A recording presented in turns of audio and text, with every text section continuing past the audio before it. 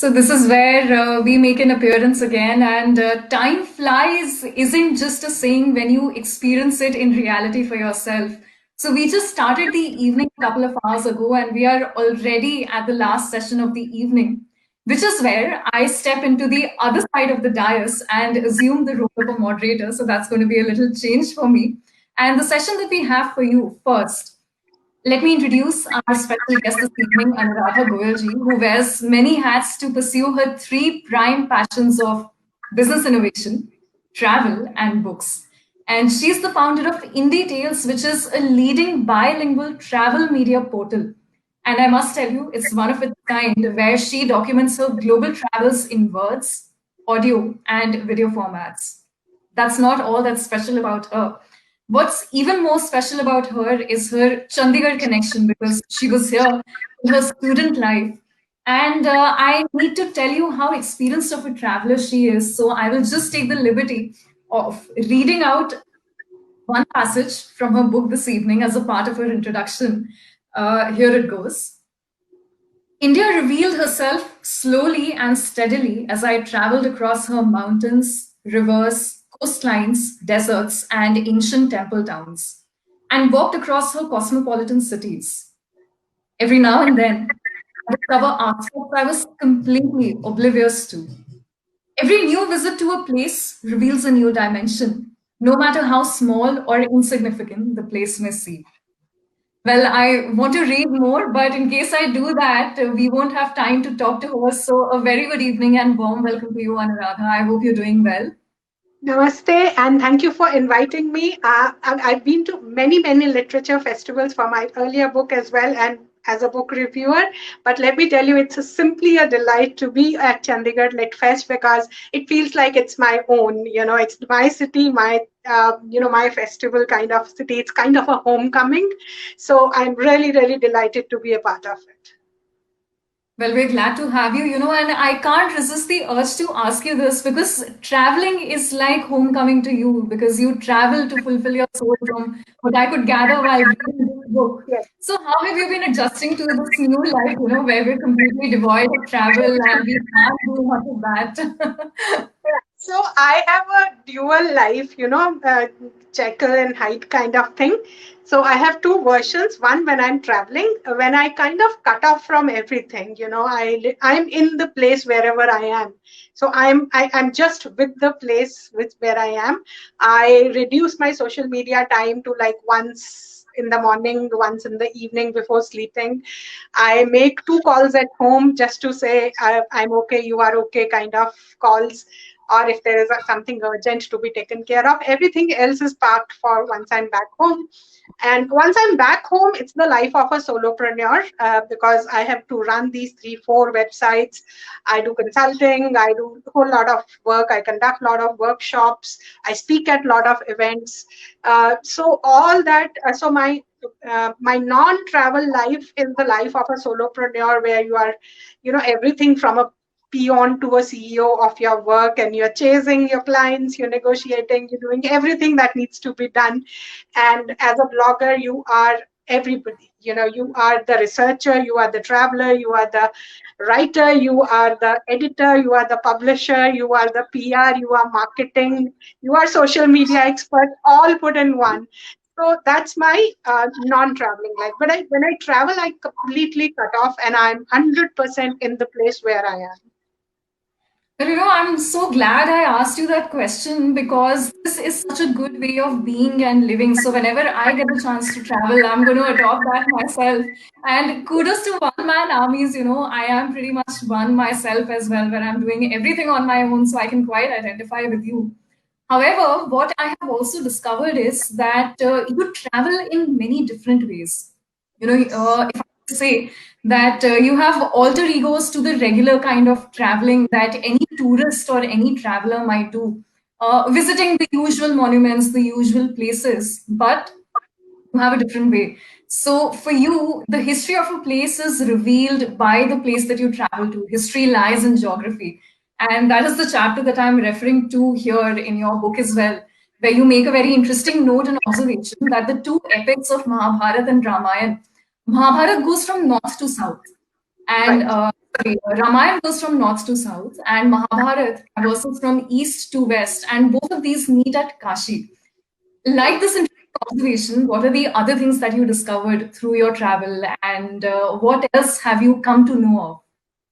Okay, so my travel or my style of traveling or the stage of traveling has been evolutionary. I started traveling just like everybody else as a leisure pleasure traveler. When I worked in the corporate sector, it used to be like get any weekend getaway, go out, have fun with friends and family, those kind of things. But slowly it gave way to being a curious traveler. Then it became more of an exploratory travel. Now it's almost reached a stage of researcher travel. So, but that has been a very slow evolution over all my life. So my writing journey has been 16 years, but I've been traveling all my life. I've lived in 10 states of India and 15 cities. So that has given me a lot of opportunity to interact with a lot of places very intimately. The way you can interact only when you live in a place and you adopt a place as home. So that has contributed my professions, IT profession, my father's profession in defense. That helped us live in many, many places and with many people to explore. So it has been a journey. But today, if you ask me how I travel, I do a lot of research before I go to a destination. I read up as much as possible. I also try to read a lot of scriptural references when I travel to Indian destinations because a lot of Indian history has not been documented. Our last 400, 500 years are probably documented to some extent, but anything before that, there is very, very feeble documentation. And some things have managed to survive through our folk culture or through our oral traditions or through our family traditions. But most of it is not really documented. So you have to really go and speak to the destination and hope that it responds and gives you something. So I do as much research as possible. I plan about 50-60% of my time in the destination, and I leave 40% for the destination to surprise me, do some magic, share something that I can't even think of, plan of. And once I'm back, it's all about, putting it together in whatever format it can be shared. And I'm so glad that you're doing that because the way we are taught history is sort of mechanical. We, leave out the more important parts.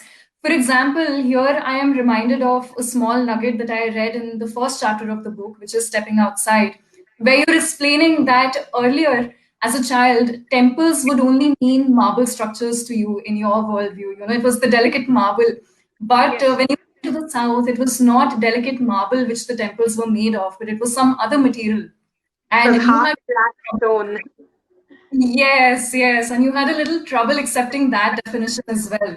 So, how do you think we need to change the way we look at history, or we need to change the way we take in and study history to be able to travel more mindfully? Yeah, so Niharika, I would like to share a little journey of finding the history. So when I started exploring from a historical perspective, I thought, everywhere I went and I discovered there were these brilliant kingdoms and kings which we were not aware of. I'd not even heard the names of. For example, I went to Assam and then I discovered these Ahom kingdoms, after which Assam is called Assam. It's actually Ahom, as they call it locally, and they ruled for 600 years. And we were told Mughals were the longest ruling, people in the world. So, uh, uh, so I would, initially think, why did they not teach me this? Why did they not teach me this? But as I kept going to different parts of India and as I kept discovering this, I figured out that India has so much of history, so many layers, so many dimensions that it's not possible to fit in. Of course, our history books need correction. There are no two ways about it, but there is no way that everything can be put in a set of books. And also at this point in time, I feel that India kind of reveals itself when you go out seeking it, and it reveals very differently to every person because it has so many dimensions and so many layers. There's no dearth of dimensions in which you can explore it because it has been a land which has been lived for the longest possible time. We are the longest living continuously living civilization in the world. So, so that much history is contained in our land.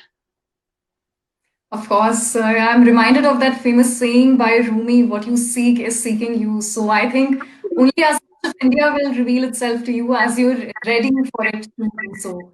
Yes, And, yes. I'll give you an example from Chandigarh. mhm. Lives in Chandigarh goes to Pinjore Garden, and for us, all school picnics, college picnics, family picnics, everything was Pinjore.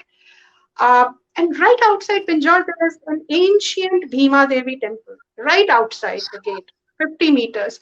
We never saw it. I didn't even know of its existence. And now, when I discovered this March, I was in Chandigarh and I spent like half a day there exploring the museum and the temple there. I mean, it's in ruins, but still, it is the richest heritage of that region because not many temples have survived in that region.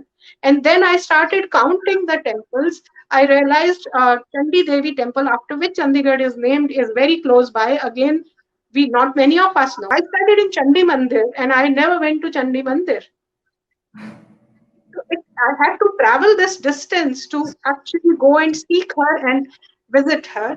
Then there are, that whole kshetra is a very strong Devi kshetra with Mansa Devi, Kalka Devi, and everything. But we never looked at this. I mean, I lived in that vicinity for so many years, but we never. So I was not. I mean, I would say the place existed. It's my vision which was lacking. It's my seeking which was lacking all these years. Correct. So I'm also intrigued by this fact. Often, when we embark on a leisurely travel, sometimes it remains just that to us throughout our lives. But here, there is an element of spirituality and history as well. So, did that later become an inspiration for you to keep traveling? And I'm sure your childhood must have had a bearing on the way you thought about these places spiritually as well, the way you document temples and the way you document religious places in your book. So I discovered temples much later, like I said. So while growing up, we were pretty much like, any religious place. Our parents said, haath jod do, matha tek do. That's it. Any religious place. We didn't even know that there were different places or there were different religions really. I remember when I was studying in Punjab University, Chandigarh, and for a few years I was in the hostel because my dad got transferred and he was in another city. And we used to have this discussion on Sundays, a typical student discussion that, you go to a temple, you get a little prasad, you go to a Gurudwara, you get a full meal, typical hostel kind of a conversation. If you go to a church, you get nothing, you know. Of course. That's how we looked at, that was our criteria at that stage of life. To distinguish between where to go and how to go, as hostelers are always starving for food. So, but over a period of time, I realized that the Indian land cannot really be separated from spirituality, and pilgrimage itself has been a very, very long-standing tradition.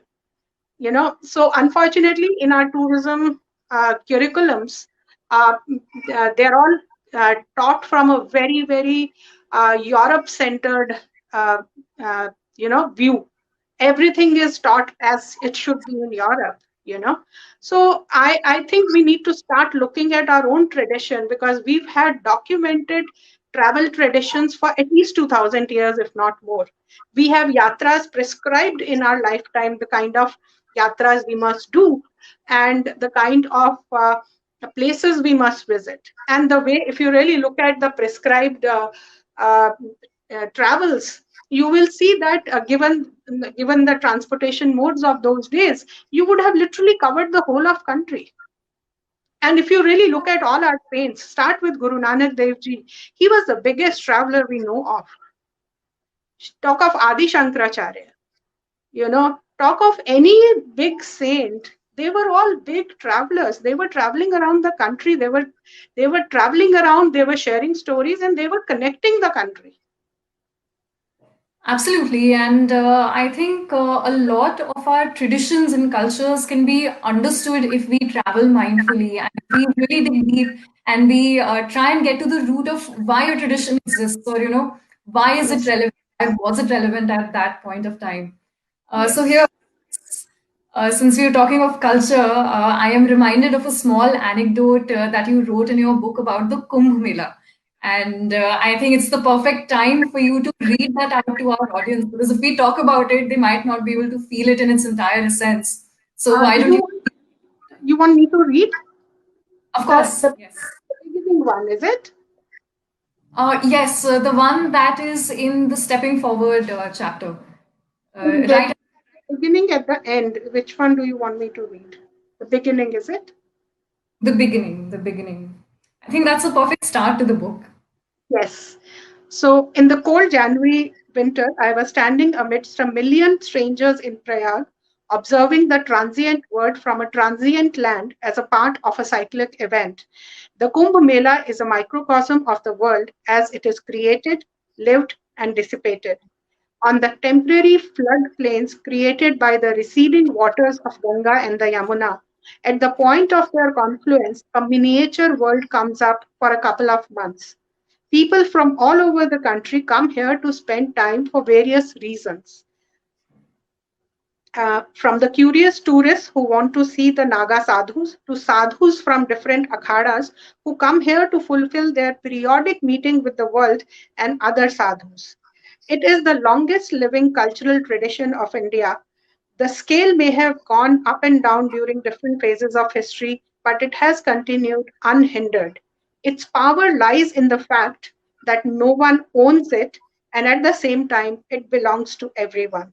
It belongs to the one who turns up to be a part of it. No one invites anyone, yet everyone turns up on the banks of Holy River on the right date and time. I It belongs guess. to everyone, and so does the rich culture, tradition, and travels of India. They belong to everybody, but they reveal themselves in different ways. Yes, Now, and they reveal at the right time, I guess. When you are ready, they reveal. true, true, true. And now, we keep hearing stories throughout our childhood, and mostly we are familiarized with both the epics or a lot of history through stories which have traveled down the generations. But every place has a different version to it. For example, the Ramayana itself has 300 versions to it. While you were traveling throughout India, you must have also come across different versions to all these stories that we've known since childhood. And which was the most striking one that still remains with you? Which was the most intriguing one that, caught you by surprise? So India is I mean, I could very easily call India the country of stories because there is a story everywhere. Wherever you stand below a tree, there is a story there waiting for you. But what I found is that there are some stories which travel across the land with a slight variation here and there. So, for example, I have mentioned there's a chapter in the book, the warp and weft of the stories that bind India. And in that, I have mentioned one of the stories is about a deity or a shivling making an appearance when a cow starts going and giving milk. Now, I found this story in every nook and corner of the country where they say, this deity was found or this shivling was found, in the below the earth, and we discovered it when a cow suddenly started going and giving milk there. And when they tried to see what is there, they found an ancient shivling or something. Now, to me, it was strange that you find the story everywhere with little variation. Sometimes it's a Shivling, sometimes it's a Vishnu, sometimes it's somebody else, mostly Shivling, but sometimes some other thing. And one of the places I found that, which is very close to Goa, where I live, on the coast, a particular Shivling used to come on a coast, and the fishermen would put it back to the sea. It kept coming, and then they left it on the beach on a kind of a cliff, and the cow started coming and giving milk there, is what the temple priest says. So to me, these are a lot of these stories, which keep repeating everywhere. Now, did they travel from one place to another? Did they replicate themselves everywhere? Is there a scientific reason behind how cows can detect these places? We don't know. I mean, probably we need to do a lot of research in these spaces or these stories. But what we must acknowledge is that all these oral traditions of these stories, they bind them together. And also, like I mentioned, in history belongs to geography, is that the story, the highlight of the story is where it belongs to. Okay, so if the hero of the story is, say, Krishna, then the story is most probably happening in Braj or in Dwarka. If the hero of the story is Sri Ram, then it is happening in the path where Sri Ram is. Pandavas are the only ones who have their footprints everywhere. I'm yet to find a place which doesn't have something related to Pandavas, whether it's documented or not. But people believe Pandavas came here. This is what they did. This is what they did. Absolutely. I was reading through that and it's imprinted in my mind, the most deeply. I was going to ask you about that, but now that you've mentioned it, I think I'll move on to my next question. Or rather, let me just say the next remark, in this chapter, Warp and Weft of Shared Stories. You begin it with how any pilgrimage is incomplete without visiting. That is Yes. what people at the Narmada say, and that is what you keep hearing at every different place. But Right. and also, when you go and tell them that "Oh, I heard this story here or elsewhere," also people become a little offended. Yes. So what happens is that initially, as a naive traveler, I would go. They'll say, आपने नर्मदा देख ली, अब आपको कुछ और देखने का जरूरत नहीं, आपका सब हो गया. Your pilgrimage is done. So it may have its root in the days when people couldn't travel to every other place. They probably travel to one or two of such places, and also for them that is the most important. You have to understand it's they live on the banks of Narmada or Ganga or Yamuna or Kaveri, and for them that is the ultimate river, the ultimate nurturer. The their life is sustained by those rivers. So for them, they are the most important. So it's like your parents are most important to you, mine are most important to me, you know, and both of us are not wrong.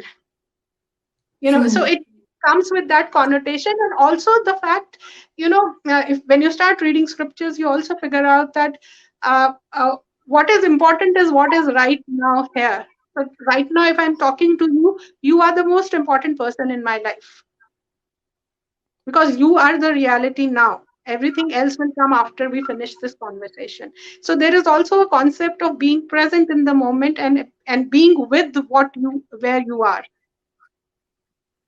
Well, I think we can't really emphasize the importance of being in the present moment a lot or much because the present is all that we have, and I think that's why it's called the present. It's truly a gift. You can't do without it. It's actually a gift. And in fact, that's one of the lessons that travel teaches you. When you travel, you are in the present. You must disconnect with your past or with your home. It's very if you stay connected persistently, it's very difficult to be in the place. If you keep checking on what's happening back home, what's my social media status, it disconnects you from the place where you are standing. And that's why when you go to these remote areas where there is no connectivity and you can't do anything but be in that place, that's when you connect so strongly with the place. And probably that's why all the rishis, all the yogis, all the spiritual people, they go into these remote areas to disconnect and connect with the present moment. So travel Absolutely. is I mean, no matter for what reason you do, it is in a way a pilgrimage because you're trying to achieve something. You're trying to move ahead in your life. I quite agree with that. So I just got briefly reminded of a trip that we've taken to Andamans, and Andamans does not have great connection, internet connection. So you're away from it completely, and because that happens, you are in the place. So we are being prompted that last 5 minutes remaining, and before we run out of time, I want to ask you about the title of the book, Lotus in the Stone. That's Yes. very unique to have as a title. Why? Because when I read it, I got reminded of the Lotus Temple here in Delhi. When somebody else reads it, they might get reminded of something else. So, was it intentional to make it so multidimensional? So honestly, when I was working on the first draft, my working title was what is the tagline? Sacred Journeys in Eternal India. But I wanted wanted a title which will be intriguing. You know, my earlier book was called The Mouse Charmers, and it really intrigued people into picking up the book. And I wanted something that. So when I gave this my first draft to a very close friend of mine to read, her first comment was that it's like opening the petals of a lotus.